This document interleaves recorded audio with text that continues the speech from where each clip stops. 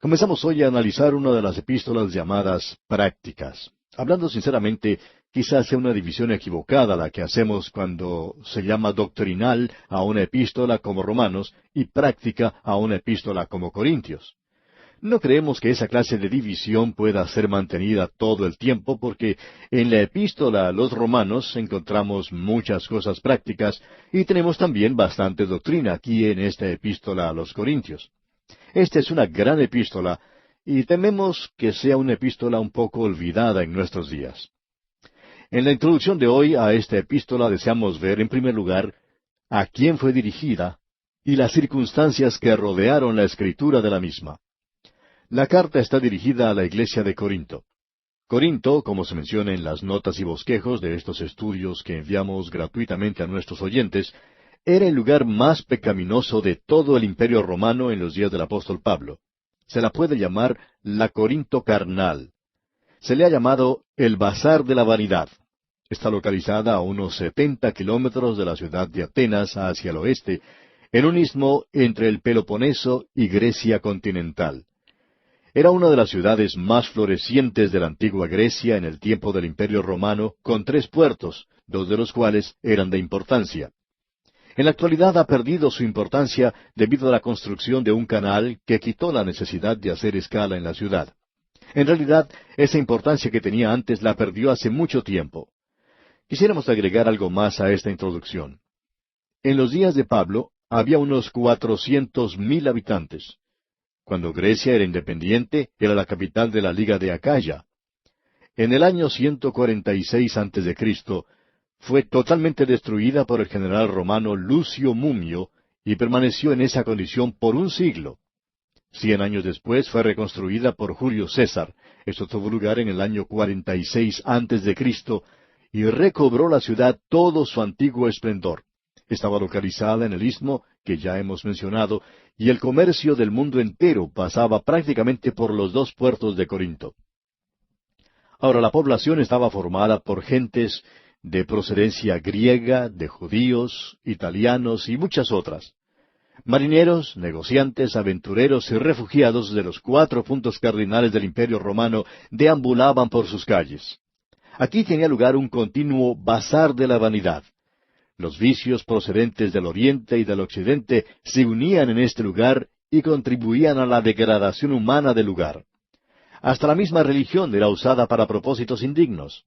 La diosa griega de la belleza y del amor, Afrodita, tenía en esta ciudad un magnífico templo en el que miles de sacerdotisas servían en una adoración vil y llena de maldad. De paso, digamos, amigo oyente, que en el templo de Afrodita, o de Venus, si se usa el nombre romano, esas miles de llamadas sacerdotisas, pues no eran otra cosa sino prostitutas, y el sexo era una religión allí. Ahora, Corinto le puede enseñar a esta generación muchas cosas sobre el sexo. Pero nuestra generación ya conoce demasiado del tema y ya estamos saturados hasta que nos causa náuseas. Hay algo más que debemos notar aquí. No solo la religión se había envilecido, sino que la filosofía griega estaba en decadencia. Y se suscitaba discusiones sin fin. Por esa razón dijo el apóstol Pablo cuando llegó: me propuse no saber entre vosotros cosa alguna, sino a Jesucristo y a este crucificado. Usted recuerda ya en el capítulo 2, versículo 2 de esta primera carta. Esta era una ciudad entregada totalmente al placer y al libertinaje y alcoholismo. Allí en el Imperio Romano habían inventado una palabra nueva, era corintianizarse. Cuando se había corintianizado, quería decir que había alcanzado el límite de la bajeza en el mundo. El apóstol Pablo, pues, llegó a esta ciudad en su segundo viaje misionero. También lo hizo en su tercer viaje, que fue el último. Él pasó mucho tiempo en Corinto. En su primera visita pasó 18 meses, y allí conoció a Aquila y a Priscila. Ellos habían tenido que abandonar Roma debido a un edicto de Claudio, el emperador romano. Uno de los escritores romanos nos informa que la razón por la cual debieron salir eran los disturbios causados en relación con los cristianos en Roma. Ahora, cuando Pablo llegó a Corinto, predicó en la sinagoga, y por lo general hubo un tumulto. Pablo siempre provocaba un tumulto, una revolución o un avivamiento en cualquier lugar donde visitaba. Y Corinto, pues, no era una excepción. Se nos dice que él pasó mucho tiempo en ese lugar. Pero en su tercer viaje misionero se quedó demorado en Éfeso. Ese era un buen lugar para quedarse demorado, ya que él hizo una labor extraordinaria en Éfeso en su trabajo misionero. Esa zona fue probablemente la más evangelizada. Pero ello provocó un desasosiego entre los corintios, ya que ellos eran muy tiernos en la fe cristiana y estaban solicitando urgentemente a Pablo que los visitara. Por ese motivo, Pablo escribió una carta para corregir algunos de los errores que habían aparecido en esa iglesia. Ellos tenían preguntas sobre muchos tópicos. Querían tener respuestas sobre situaciones políticas, cuestiones religiosas, asuntos domésticos, sobre cosas relacionadas con la moralidad y el paganismo y muchas cosas más. Pablo, pues, les escribió una carta que aparentemente no nos llegó a nosotros. Luego, él recibió más informes. Ellos seguían insistiendo y Pablo volvió a escribir otra carta, la que nosotros conocemos como la primera carta a los Corintios y la que vamos a considerar en nuestros estudios. Más adelante vemos que él escribió una segunda carta a los Corintios. Ahora, en esta primera epístola a los Corintios tenemos algo que es importante de notar. Es la supremacía de Cristo, el señorío del Señor Jesús. Eso es valioso porque es la solución de los problemas. Aquí vemos que Él, o sea, Jesucristo, es la solución para corregir los desórdenes morales, sociales y eclesiásticos. También tenemos la verdadera doctrina de la resurrección. Eso hace de la epístola algo tremendamente significativo. Esa es pues la epístola en la que nos vamos a sumergir ahora. Y quisiéramos en este momento dar las divisiones que tenemos en esta carta. Creemos que al hacerlo, nuevamente, quizás sería bueno dividirla un poco más. Lo que en realidad tenemos es tres grandes divisiones. En los primeros 9 versículos tenemos el saludo y acción de gracias. Luego tenemos la condición de la iglesia en Corinto. En esa sección, el apóstol Pablo trata la condición carnal de los creyentes. Luego, cuando llegamos al capítulo 12, vemos que Pablo habla sobre las cosas espirituales. Y estas cosas espirituales son mucho más importantes que las cosas carnales. Lo que es de real importancia, y creemos que ahora debemos hacer esa aclaración, es que hace más de 2000 años la iglesia de Corinto estaba colmada de problemas.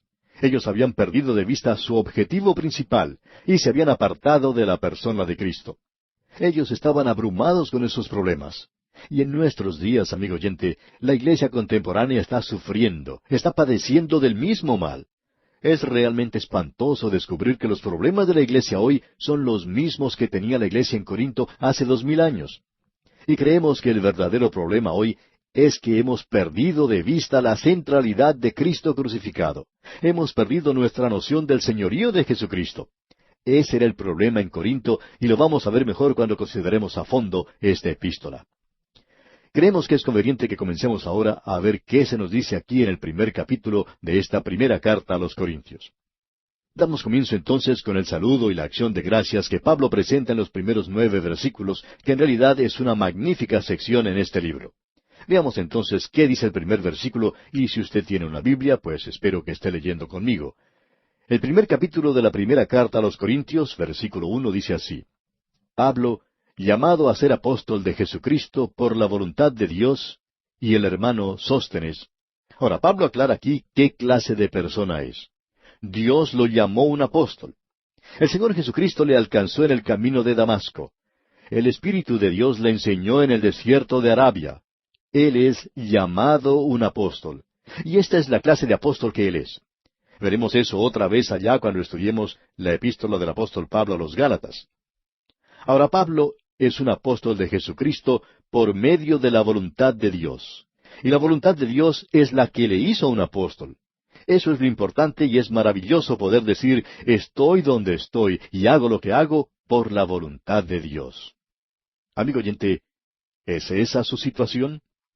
Si usted puede decir eso, entonces no es necesario que diga que usted es una persona feliz, que es un creyente gozoso. Y usted no es solo un creyente feliz y gozoso, sino que está bien orientado en la vida. Usted no tiene frustraciones. Siempre tenemos pequeños problemas que nos vienen, pero por debajo tenemos esa certidumbre, una tremenda satisfacción. El apóstol Pablo puede decir aquí que es un apóstol de Jesucristo por la voluntad de Dios. Y el hermano Sóstenes. Ahora, este hermano Sóstenes estaba con él. Él fue quien llevaba el mensaje. Aparentemente Sóstenes llevó a Pablo el mensaje de la iglesia y ahora llevaba el mensaje de Pablo a la iglesia. Él está pues junto con Pablo en esto. Ahora leamos el versículo 2 de este capítulo 1 de la primera carta a los Corintios. A la iglesia de Dios que está en Corinto, a los santificados en Cristo Jesús, llamados a ser santos con todos los que en cualquier lugar invocan el nombre de nuestro Señor Jesucristo, Señor de ellos y nuestro. Lo que debemos notar aquí es que es llamada la iglesia de Dios. Se llama así porque Él es quien la diseñó como la iglesia de Dios que está en Corinto, a los santificados en Cristo Jesús. Ahora, la iglesia está en Corinto, pero es en Cristo Jesús. La dirección no es importante, sino la persona de Jesucristo es lo que es importante. ¿Qué quiere decir ser un creyente? Quiere decir, amigo oyente, estar en Cristo, como ya hemos dicho en otra oportunidad. El lugar donde uno reside, ya sea en Caracas, Buenos Aires o Bogotá, no tiene nada que ver. Lo importante es estar en Cristo Jesús. Pablo pues dice aquí, a los santificados en Cristo Jesús. La santificación se usa en varias maneras diferentes, como pudimos apreciar en nuestro estudio de la epístola a los Romanos. Hay una santificación en cuanto a la posición del creyente en Cristo. Los creyentes han sido separados del mundo y unidos a Dios el Padre o a Dios el Hijo, el Señor Jesucristo. Cuando se la considera desde esta perspectiva, entonces es una santificación relacionada con la posición del creyente. Pero cuando está relacionada con la práctica o la experiencia que le da el Espíritu Santo, esto se considera como una santificación práctica.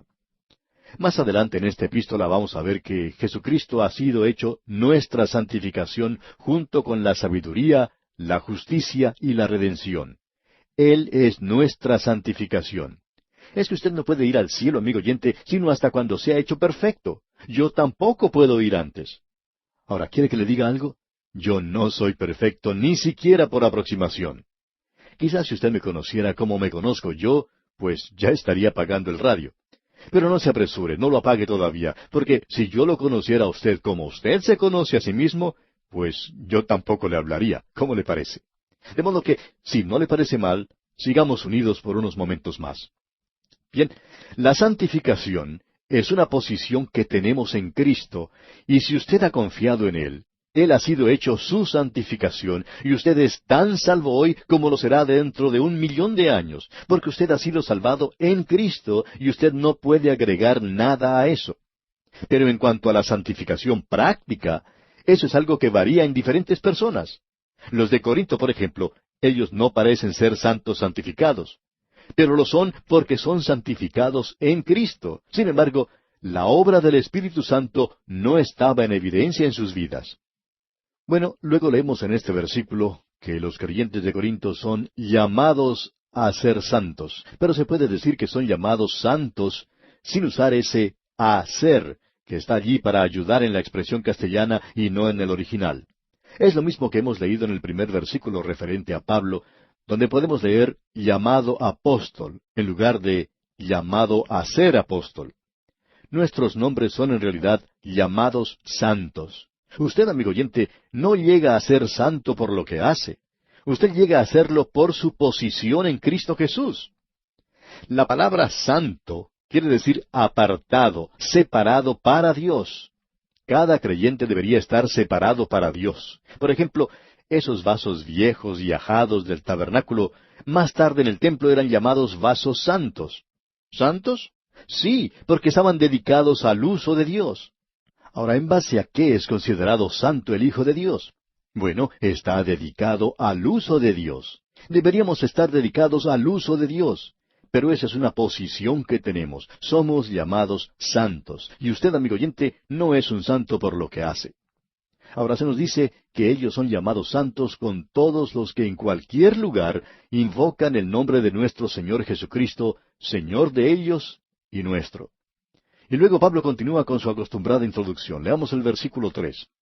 Gracia y paz a vosotros, de Dios nuestro Padre y del Señor Jesucristo. Estas dos palabras que él usa, gracia y paz, son dos palabras que hemos considerado anteriormente en varias oportunidades y que volveremos a tratar más adelante en esta epístola. Pero por el momento no vamos a dedicar nuestro tiempo a ellas, ya que queremos enfatizar algunas otras cosas. Continuemos pues entonces con el versículo 4 de este primer capítulo de la primera carta a los Corintios. Gracias doy a mi Dios siempre por vosotros, por la gracia de Dios que os fue dada en Cristo Jesús. Es en Cristo donde nosotros recibimos nuestras bendiciones.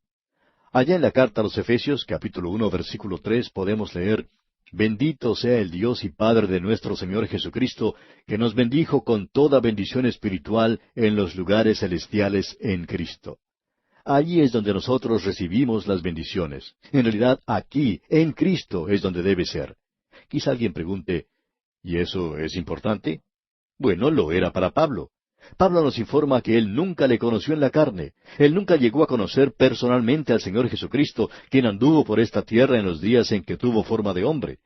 Creemos que él le vio. Creemos que él pudo haber estado presente en la crucifixión. Él vio al Cristo resucitado, y para Pablo, él siempre fue el Señor de la gloria.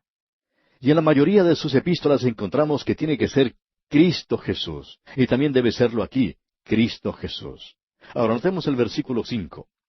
Porque en todas las cosas fuisteis enriquecidos en Él, en toda palabra y en toda ciencia. A esto se refiere el apóstol Pablo cuando dice allá en su carta a los Colosenses, capítulo 3, versículo 16, La palabra de Cristo more en abundancia en vosotros, enseñándoos y exhortándoos unos a otros en toda sabiduría, cantando con gracia en vuestros corazones al Señor, con salmos e himnos y cánticos espirituales.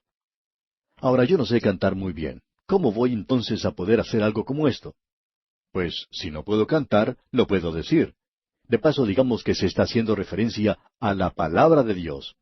Y debemos decir que hay varias denominaciones que cantan salmos. Creemos que se podría cantar todo, desde Génesis hasta Apocalipsis, si uno supiera cantar. Yo no lo puedo hacer. Es tener la palabra de Dios en nuestros corazones, amigo oyente. Eso es lo más importante. Eso no quiere decir que es necesario aprender todo de memoria. Lo que quiere decir es que debemos obedecer lo que ella dice. Eso es lo importante. Si Cristo está en su corazón, amigo oyente, entonces usted le está obedeciendo.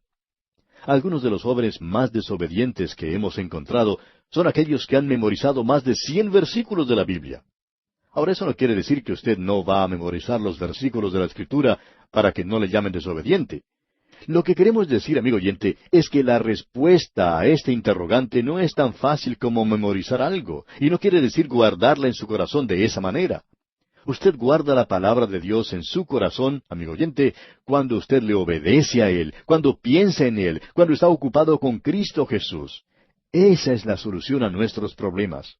Cuando Él llegue a ser el Señor absoluto de su vida, llegará entonces a resolver muchos de sus problemas. Precisamente de eso nos habla Pablo en esta epístola. Y ahora nos dice el apóstol aquí en los versículos 6 y 7 de este capítulo 1 de la primera carta a los Corintios, así como el testimonio acerca de Cristo ha sido confirmado en vosotros, de tal manera que nada os falta en ningún don, esperando la manifestación de nuestro Señor Jesucristo. Pablo insinuó aquí uno de los problemas que la iglesia tenía. Ellos eran muy carnales, ellos se habían separado y solo tenían un don. Y Pablo, en el mismo comienzo de su carta, les dice, yo no quiero que ustedes se pongan detrás de un solo don. No hay solo un don, sino muchos dones. Y lo que yo quiero es que estos dones sean manifestados en su iglesia. Él dice, esperando la manifestación de nuestro Señor Jesucristo. Eso quiere decir estar ocupado con Él. Y ahora el versículo 8 dice, el cual también os confirmará hasta el fin, para que seáis irreprensibles en el día de nuestro Señor Jesucristo. Ahora, esto no quiere decir que tenemos que estar sin ninguna falta, porque siempre hay algunos que hayan faltas en nosotros, sino más bien que no debemos ser dignos de culpa. Dice aquí, para que seáis irreprensibles en el día de nuestro Señor Jesucristo. Y el día del Señor Jesucristo no es solamente hoy, sino que es el día cuando Él volverá a llevar a su iglesia de este mundo. Pablo también hablará sobre eso en esta epístola. Hemos llegado aquí a un buen lugar para detenernos porque más adelante vamos a observar detenidamente cuál es el problema principal de esta iglesia en Corinto.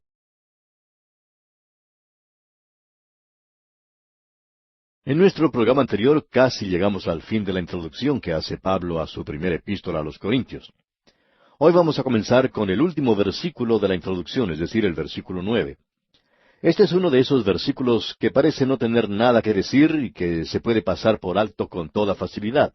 Sin embargo, pensamos que quizá este versículo es la clave para toda la epístola. Se le da énfasis aquí al Señor Jesucristo como la solución de todo problema.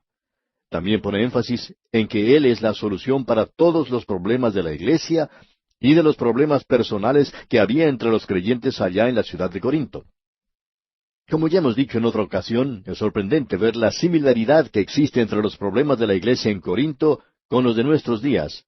Y la solución en ese entonces y la solución ahora es la misma. Veamos pues qué es lo que dice aquí el versículo 9 de este capítulo 1 de la primera epístola a los Corintios. Dice, fiel es Dios, por el cual fuisteis llamados a la comunión con su Hijo Jesucristo, nuestro Señor. Usted habrá notado, amigo oyente, que el Señor Jesucristo ha sido mencionado prácticamente en todos los versículos que hemos leído hasta ahora. Cuando decimos eso, nos referimos a cada uno de esos versículos, ya que comenzando con el primero, Él es mencionado por nombre o se hace referencia a Él en los versículos 2, 3, 4, 5, 6, 7, 8 y ahora también en el versículo 9. En otras palabras, esta es la novena referencia al Señor Jesús en 9 versículos. Aparentemente, el apóstol Pablo está haciendo énfasis en la persona de Jesucristo. Ahora él nos hace dos declaraciones extraordinarias, y dice, fiel es Dios, por el cual fuisteis llamados a la comunión con su Hijo Jesucristo nuestro Señor. En esta declaración tenemos un nombre bastante extenso dado a nuestro Señor. Se le llama la comunión con su Hijo Jesucristo, el Hijo de Dios, Cristo Jesús, nuestro Señor. Encontramos aquí 4 puntos de identificación, así es que no hay forma de equivocarnos en su reconocimiento. Una palabra que es importante aquí es la palabra comunión, en conexión con el Señor Jesucristo. Ya hemos visto esta palabra en otras oportunidades, y la palabra griega es koinonía, y esta es usada una y otra vez por el apóstol Pablo. Esta palabra comunión, en efecto, tiene varios significados diferentes. Tiene el significado que se le da comúnmente en nuestros días. También es usada por el apóstol Pablo en el sentido de contribuir a algo. Él habló de tomar una ofrenda para los hermanos pobres en Jerusalén. Esa palabra proviene de koinonea en griego, quiere decir recoger una ofrenda o contribución. En el capítulo 10, versículo 16 de esta primera carta a los Corintios, él habla de comunión al decir, la copa de bendición que bendecimos, ¿no es la comunión de la sangre de Cristo? ¿El pan que partimos no es la comunión del cuerpo de Cristo? Y él usa aquí esa palabra koinonía que quiere significar comunión. También puede tener el significado de dispensación. Igualmente puede significar compañía o sociedad. Ese es un buen significado, ya que la podemos traducir con un significado de mayor amplitud cuando decimos que somos llamados a la sociedad o a la compañía con su Hijo Jesucristo nuestro Señor. Sin lugar a dudas, este es uno de los mayores privilegios que nosotros hemos recibido. Usted puede imaginarse que hoy, cuando usted está en Cristo, cuando usted le recibe como su Salvador, Él es su socio o compañero. Ahora, esa palabra también significa participante, y asimismo se usa como comunicación. Son todas ellas palabras maravillosas, por lo tanto, significa una relación íntima con Jesucristo. Ahora, hay 2 maneras por las cuales usted puede tener koinonía o participación con Cristo Jesús. Por ejemplo, tenemos la participación que existe en un negocio. 2 personas se unen como socios para realizar un negocio. 2 amigos se conocen mientras se encuentran haciendo su servicio militar. Forman un negocio juntos cuando ambos dejan la vida militar. Uno de ellos eventualmente llega a conocer a Cristo como su Salvador personal y el otro continúa en su vida sin Cristo. Desde ese momento ya no es una sociedad muy feliz. Es una sociedad que es muy difícil de terminar, ya que el negocio es bastante extenso y se ha invertido mucho dinero en el mismo. Esa es una sociedad, pero no es como debe ser. Luego existe otro tipo de sociedad, y es una sociedad formada por el amor. Es el matrimonio. A esto también lo llamamos koinonía, y tiene que ser una relación bien íntima. Hay un pasaje en el Antiguo Testamento que me hace sonreír cuando lo leo porque creo comprender lo que Dios estaba pensando cuando lo dijo, porque antes se estaba refiriendo al hombre y su esposa. Y él dijo que entre las cosas que no debían hacer estaba la siguiente: no ararás con buey y con asno juntamente, allá en el capítulo 22 del libro de Deuteronomio, versículo 10. Esos animales no deben arar juntos. Ahora, en algunos matrimonios hemos visto que un buey y un asno se han unido. Y amigo oyente, no debe ser así porque el matrimonio es una relación como una sociedad de semejantes. ¿Qué quiere decir entonces que tenemos una sociedad con el Señor Jesucristo? En el comercio se entiende que las personas son dueñas juntamente de todo. Ahora, todo lo que yo tengo pertenece al Señor Jesucristo, y Él pertenece a Él tanto como me pertenece a mí. Por lo tanto, Él tiene interés en las cosas que yo poseo. Él tiene que poseer todo lo que yo tengo. Debo confesar que hubo ocasiones en que he poseído cosas por las cuales Él no tenía ningún interés. Estoy seguro que hubo tiempos en los cuales yo obré en forma muy egoísta en relación con lo que tengo, pensando solamente en mí mismo. Ahora, yo no poseo muchas cosas. Cuando Él entra en sociedad conmigo, Él no busca lo que denominamos grandes negocios. Pero lo que yo tengo es de Él. Tengo un automóvil, por ejemplo, y yo le dije al Señor que era de Él también, y Él ha viajado conmigo. Amigo oyente, creo que debemos tenerlo en una relación bien cercana. Él es el dueño del automóvil también, y cualquier otra cosa que yo posea es de Él.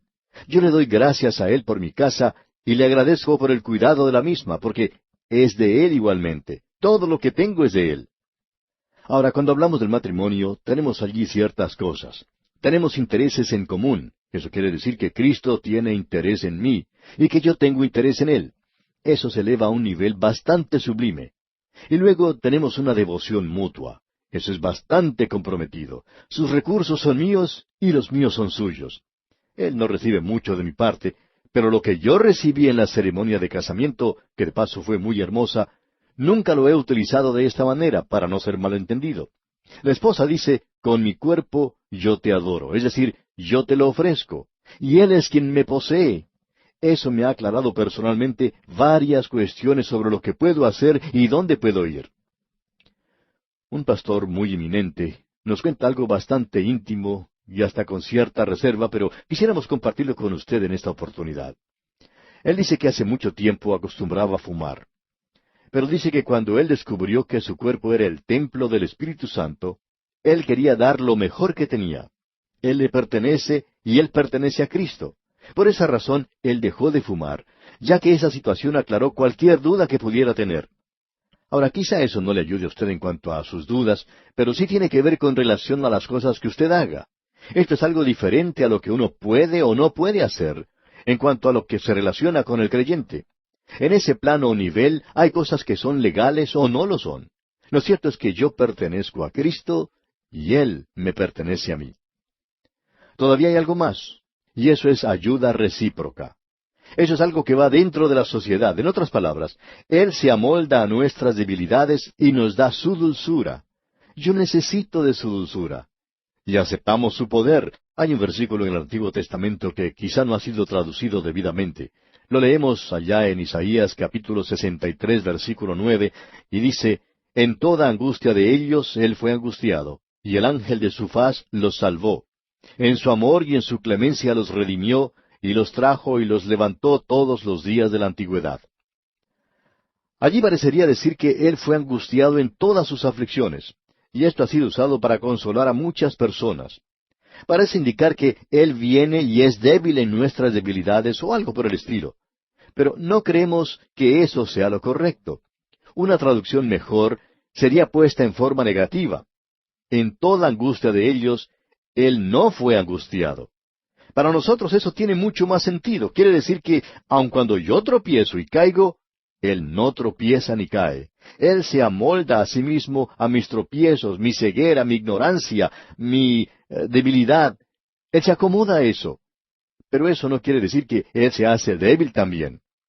Un predicador dijo una vez que si usted cae en algún problema o dificultad, y lo hace en ignorancia, sin darse cuenta de lo que está haciendo, y uno es atrapado por las circunstancias, Él buscará la manera de ayudarle a salir del problema. Pero si uno hace eso de manera deliberada y atolondrada, Él no lo va a ayudar y dejará que usted se las arregle como pueda. Ahora creemos que ese predicador está equivocado también, porque nosotros mismos podemos hablar de nuestras propias experiencias y hemos caído después de haber tropezado, habiéndolo hecho en forma deliberada. Pero Él, amigo oyente, no nos abandona. Él sigue a nuestro lado. Él se amolda a nuestras debilidades y esto es algo realmente maravilloso, amigo oyente. La comunión del Señor Jesucristo es la solución a los problemas de la vida. Hay un versículo en el capítulo 15 de esta primera carta a los Corintios que debemos poner junto al que estamos considerando, porque realmente van juntos, porque ya hemos finalizado su saludo, y él va a tratar con muchas cosas en estos capítulos. Pero cuando llegue al final del capítulo 15, él dice, «Así que, hermanos míos amados». Ahora, ese «así que» reúne en sí todo lo que se ha dicho hasta ahora en esta maravillosa carta, y va hasta este versículo 9 del primer capítulo donde dice, «Fiel es Dios».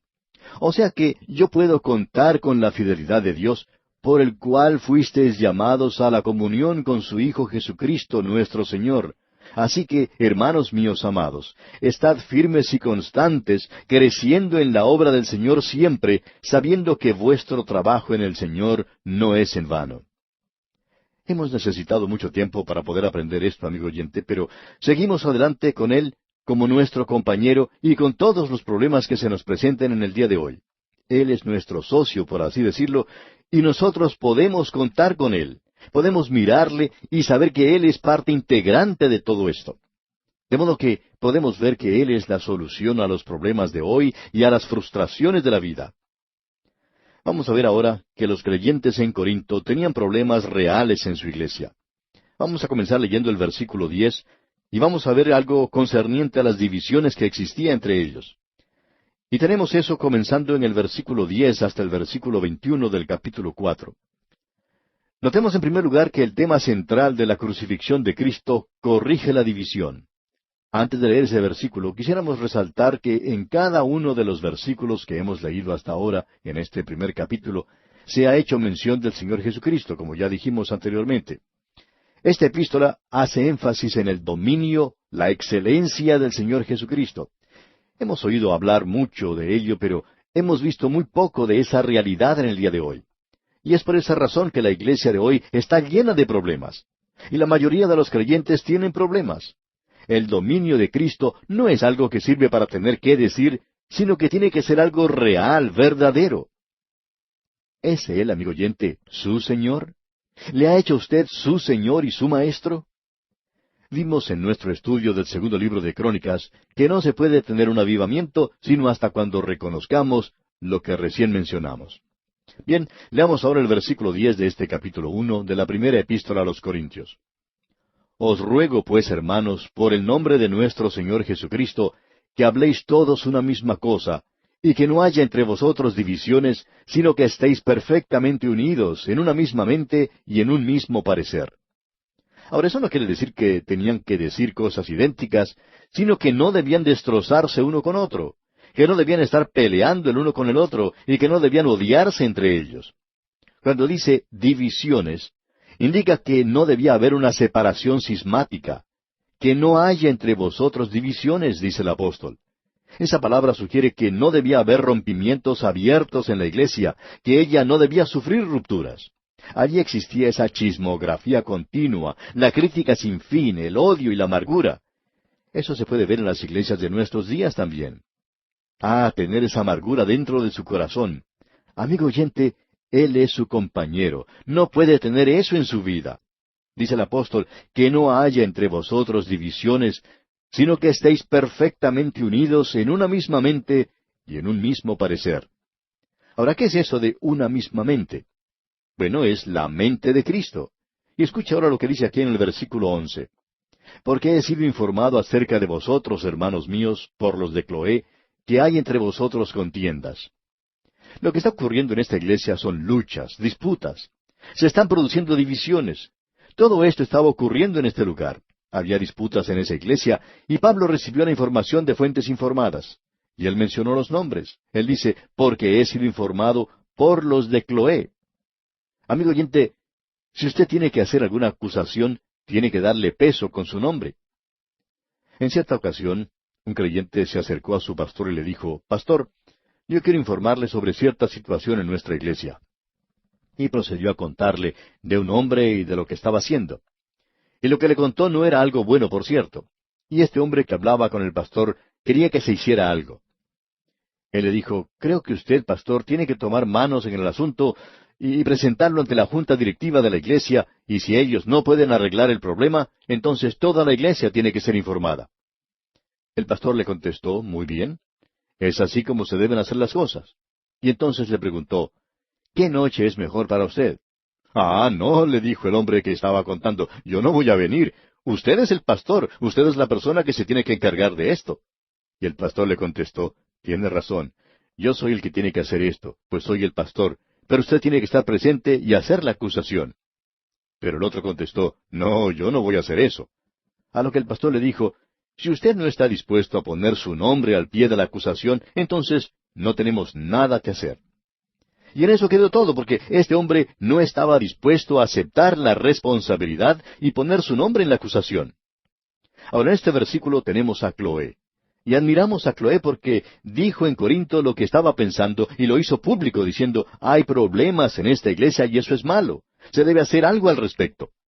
Imagínese usted, amigo oyente, a una persona que está enferma de cáncer y va a ver a su médico. Cuando llega al consultorio, el médico le dice, bueno, no queremos ponernos ansiosos, no queremos ser molestados, no queremos emocionarnos demasiado, tampoco queremos causar ningún problema.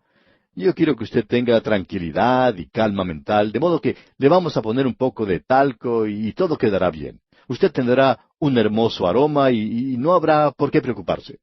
¿Qué le parece eso, amigo oyente? Bueno, la persona puede morir del cáncer. Se tiene que hacer algo, y de la misma manera hay que hacer algo cuando se presenta algún problema en la iglesia. Y hay del que saque cosas como estas al aire libre, pero si está mal, amigo oyente, hay que tratar de arreglar el problema. Porque si no se puede arreglar, entonces la iglesia va a sufrir. Ahora, ¿cuál era el problema en esa iglesia? Parece que tenían muchos creyentes recién nacidos y generalmente son las criaturas pequeñas las que más lloran. Notemos ahora lo que dice aquí el versículo 12 de este capítulo 1 de la primera epístola a los Corintios. Quiero decir que cada uno de vosotros dice, yo soy de Pablo, y yo de Apolos, y yo de Cefas, y yo de Cristo. Lo que tenían en esta iglesia era algo sorprendente. Había algunos que seguían a Pablo, eran alumnos orgullosos de Pablo. Había otros que seguían a Apolo. Estos eran admiradores englosinados de Apolo. También había otros que eran partidarios de Simón Pedro, o sea, Cefas. Ellos gustaban de la camaradería de Cefas. Miremos por un momento a todos estos que han sido mencionados aquí. Creemos que podemos decir que sabemos o conocemos más de Pablo y de Cefas que de los otros. Ahora, Pablo era un intelectual. Era brillante, valiente, pero quizá no era físicamente atrayente. Pero aquellos que amaban la palabra de Dios amaban a Pablo. Simón Pedro, por su parte, era un hombre fogoso, vigoroso.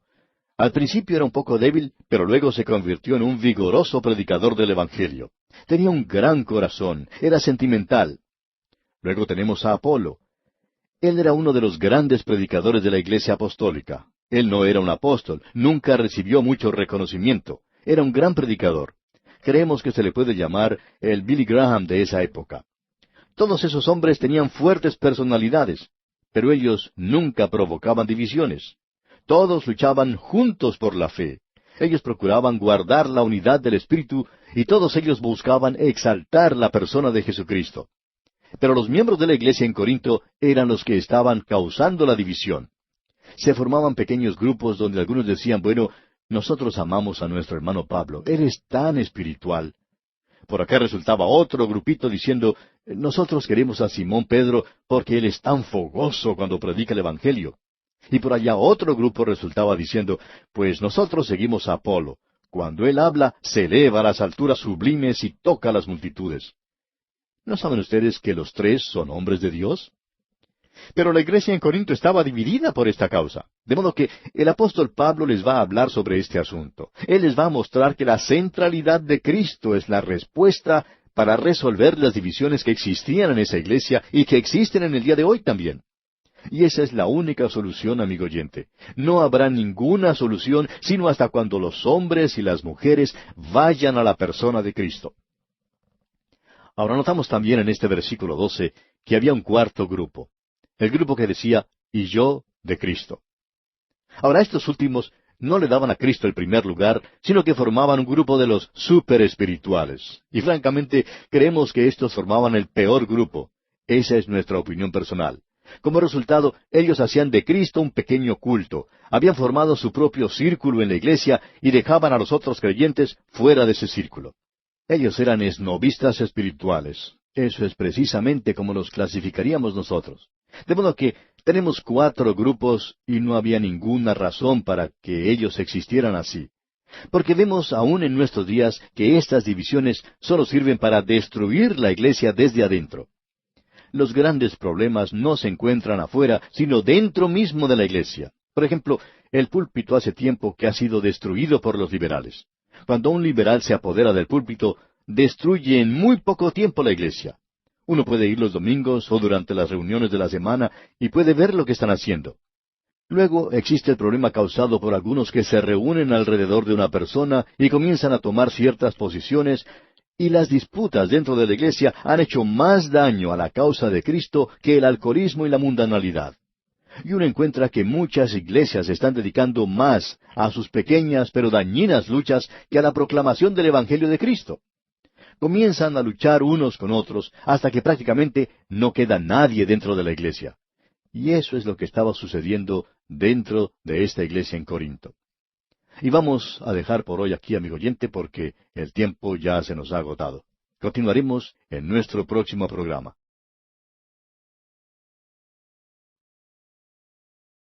Continuamos hoy nuestro estudio de la primera epístola del apóstol San Pablo a los Corintios.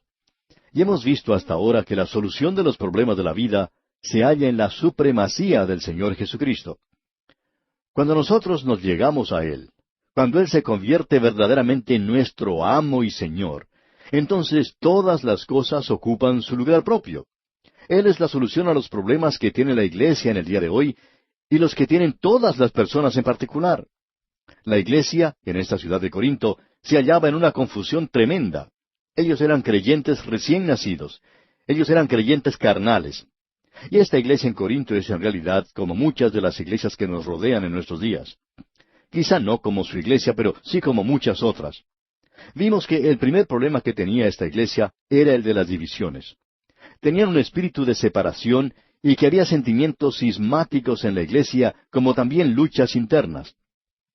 La información que Pablo recibió sobre esto era de personas que habían visto esto personalmente. El problema fue causado porque algunos seguían a diferentes personas en lugar de seguir a Cristo. Algunos decían, yo soy de Pablo, y yo de Apolos, y yo de Cefas. Y también existía un cuarto grupo que decía, y yo de Cristo.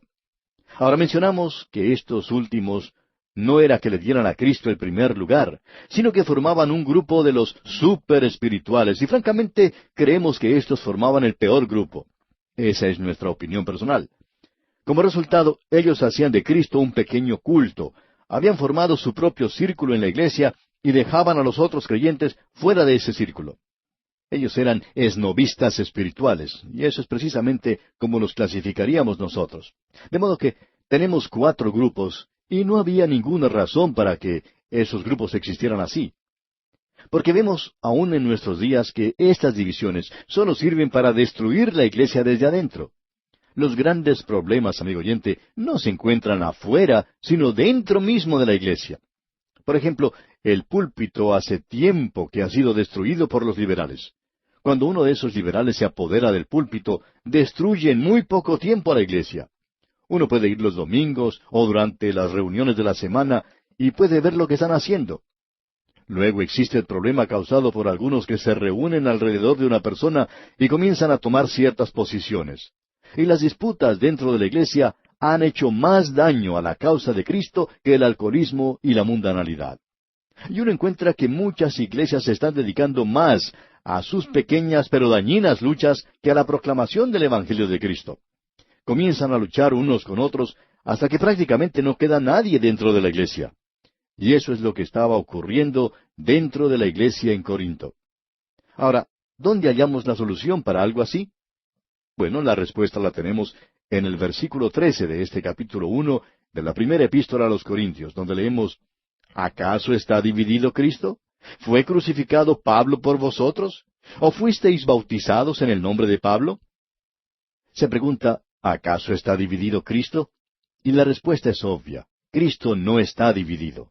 Y cualquier cosa que rompa la unidad de Cristo tiene de por sí algo malo. No importa lo que sea, es malo.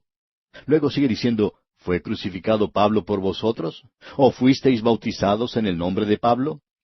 Es interesante notar que el bautismo fue hecho motivo de división entre ellos. La crucifixión de Cristo es el fundamento de la unidad cristiana, y es absurdo permitir que cualquiera nos separe del cuerpo que es Cristo.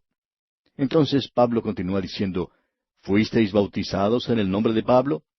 No creemos que Pablo se esté refiriendo en este caso al bautismo de agua.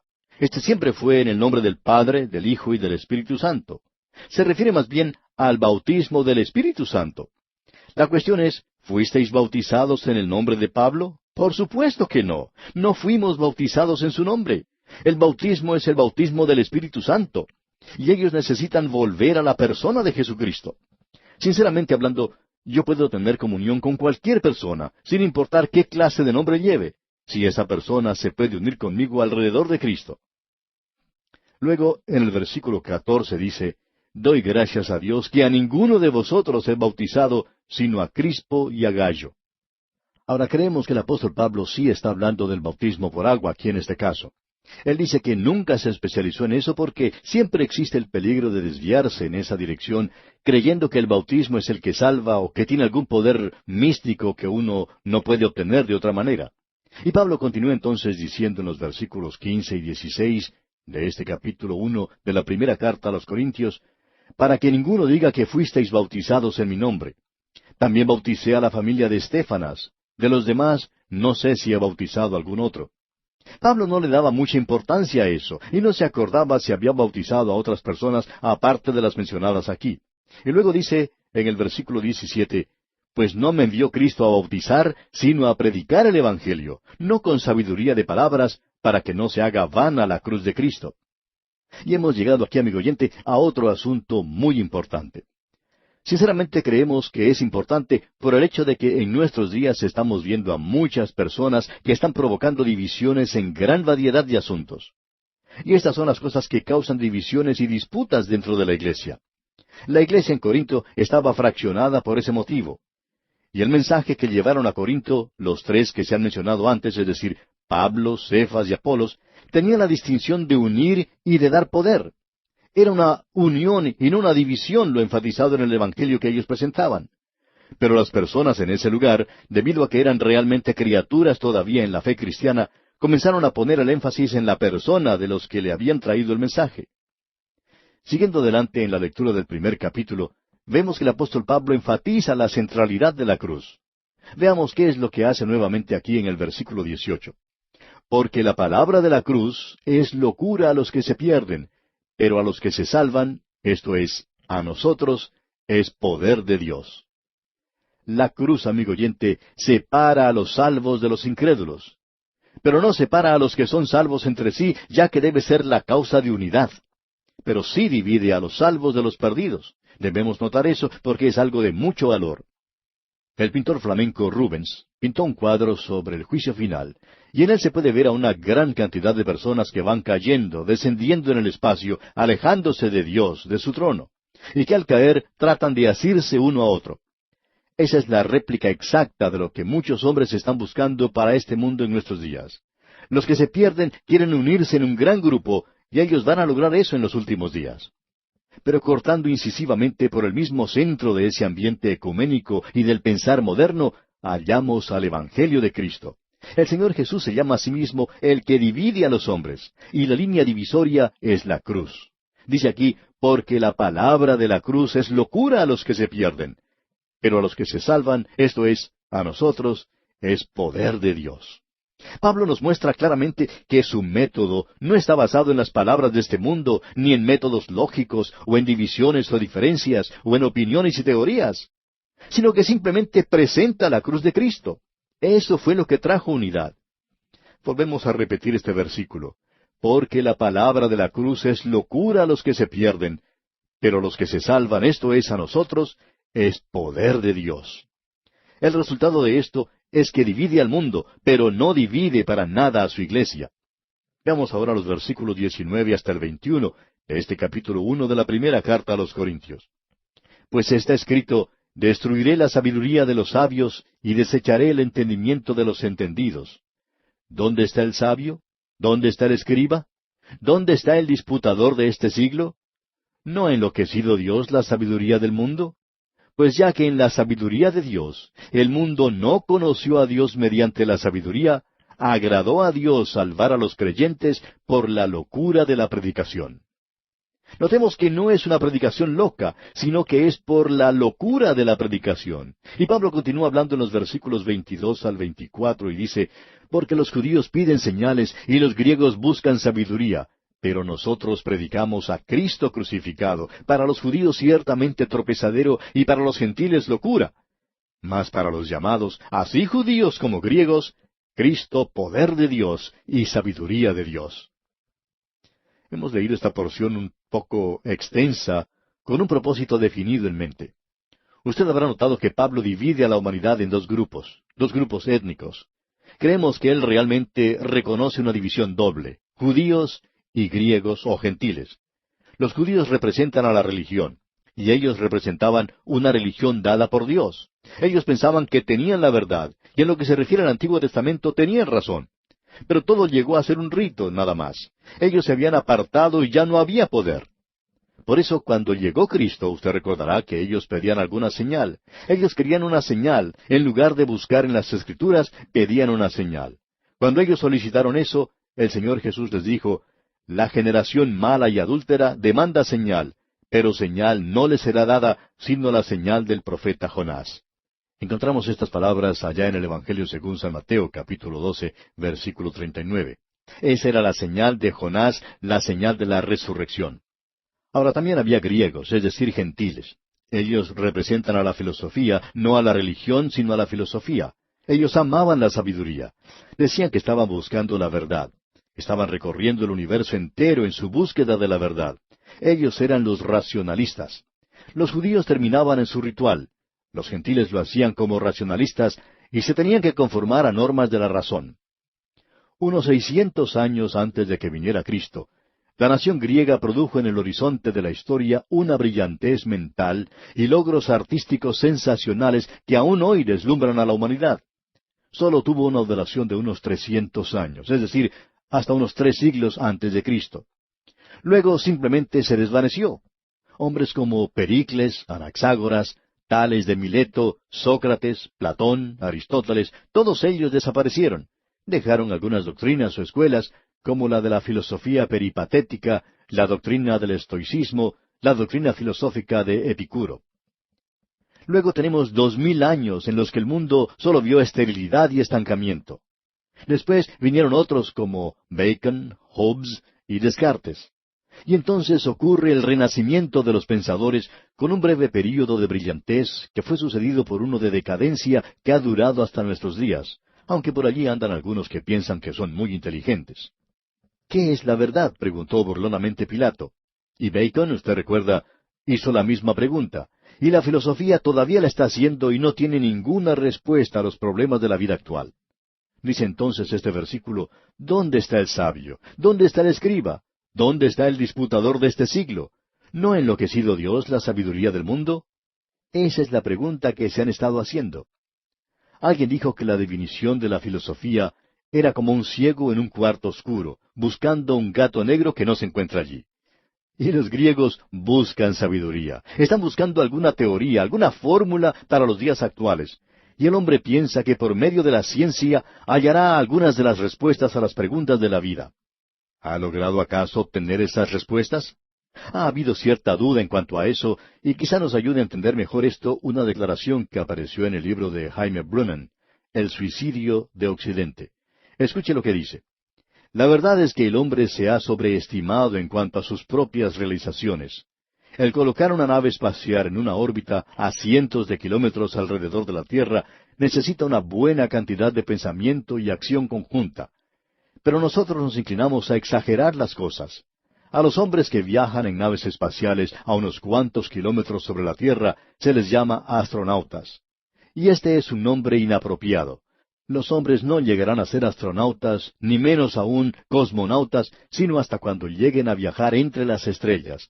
Y es de poca importancia recordar aquí que la mayoría de las estrellas se encuentran a varios miles de años luz de distancia de la Tierra.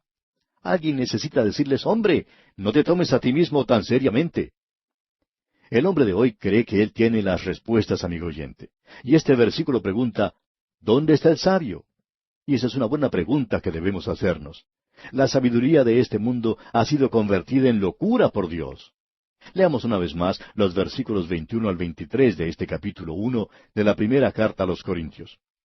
Pues ya que en la sabiduría de Dios, el mundo no conoció a Dios mediante la sabiduría, agradó a Dios salvar a los creyentes por la locura de la predicación, porque los judíos piden señales y los griegos buscan sabiduría. Pero nosotros predicamos a Cristo crucificado, para los judíos ciertamente tropezadero y para los gentiles locura. Los judíos hallaron en la cruz una piedra donde tropezar, un escandalón. Ellos buscaban una señal, querían que alguien les mostrara el camino, necesitaban quien les sirviera de señal. Ellos hubieran aceptado a un valiente montado en un hermoso caballo blanco que derrotara al poder de Roma. Pero Cristo crucificado era para ellos un insulto, y ellos no lo querían aceptar para nada. Eso significaba una derrota y no una victoria. Y el apóstol Pablo dice, escribiendo a los romanos, en el capítulo 9 de dicha carta, versículo 33, como está escrito, He aquí pongo en Sión piedra de tropiezo y roca de caída, y el que creyere en él no será avergonzado. Y luego también el apóstol Pedro en su primera carta, versículo 7, nos dice, Para vosotros, pues, los que creéis, él es precioso. Pero para los que no creen, la piedra que los edificadores desecharon ha venido a ser la cabeza del ángulo, y piedra de tropiezo y roca que hace caer, porque tropiezan en la palabra, siendo desobedientes, a lo cual fueron también destinados. Los griegos, los gentiles, estos pensaban que la cruz era una locura, una cosa absurda. Era algo totalmente opuesto a cualquier sistema racional o mundial. En Roma se halló una caricatura de los cristianos que los representaba con la figura de una cruz, con la cabeza de un asno. Y podemos decir que en el día de hoy la gente está haciendo lo mismo, poniendo a nuestro Salvador en ridículo. Pablo se dirige directamente a la filosofía. Allá en el libro de los Hechos de los Apóstoles, capítulo 18, versículo 6, dice, Pero oponiéndose y blasfemando éstos, les dijo, sacudiéndose los vestidos, Vuestra sangre sea sobre vuestra propia cabeza. Yo limpio.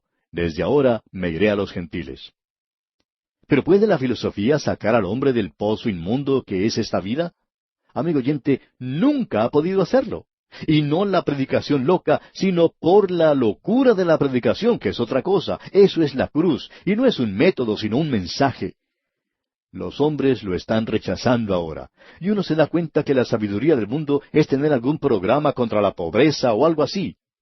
Cuando hallamos alguna zona de la ciudad que necesita de nosotros, siempre pensamos llevar ayuda material, pero nunca nos acordamos del Evangelio.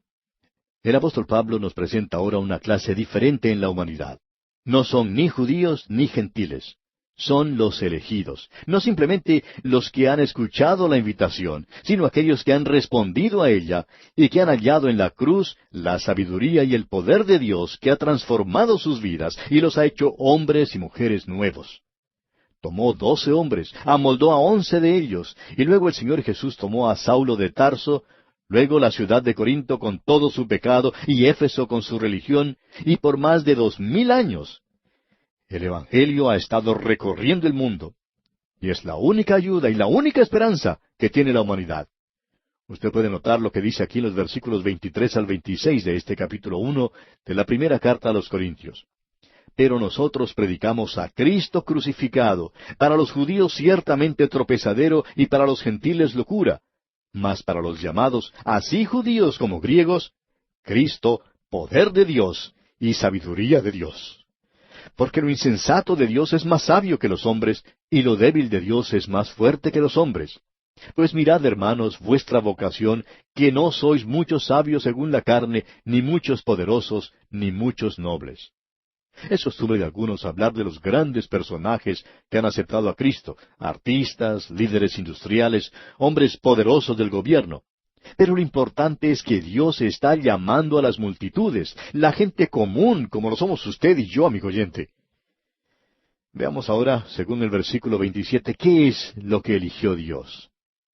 Sino que lo necio del mundo escogió Dios para avergonzar a los sabios, y lo débil del mundo escogió Dios para avergonzar a lo fuerte. Estos no son necios, sino que el mundo los considera necios. Ellos no son débiles, sino que el mundo piensa que sí lo son. Ahora, según los versículos 28 y 29, Dios dice, y lo vil del mundo y lo menospreciado escogió Dios, y lo que no es, para deshacer lo que es, a fin de que nadie se jacte en su presencia. Nosotros no tenemos nada de qué gloriarnos, pero veamos qué se nos dice aquí en el versículo 30. Note lo que dice porque aquí se menciona que Él es todo lo que nosotros necesitamos. El versículo 30 dice, mas por Él estáis vosotros en Cristo Jesús, el cual nos ha sido hecho por Dios sabiduría, justificación, santificación y redención. Todo lo que necesitamos, amigo oyente, lo hallamos en Él. Y el versículo 31 dice, para que, como está escrito, el que se gloría, gloríese en el Señor. Gloríese en el Señor Jesucristo en este día, amigo oyente. ¿En qué se gloría usted? ¿De qué se jacta usted hoy? ¿Está jactándose de los títulos que tiene? ¿De su sabiduría? ¿O lo está haciendo en base a todo el dinero que posee? ¿Está vanagloriándose de su posición o de su carácter? Amigo oyente, usted no tiene de qué gloriarse. Créanos, tampoco yo tengo de qué gloriarme. Pero nos podemos gloriar en el Señor Jesucristo. Él es todo lo que necesitamos hoy. Y mi deseo, amigo oyente, es que usted pueda apreciar eso. Y vamos a dejar aquí por hoy, amigo oyente, porque nuestro tiempo, una vez más, ha terminado.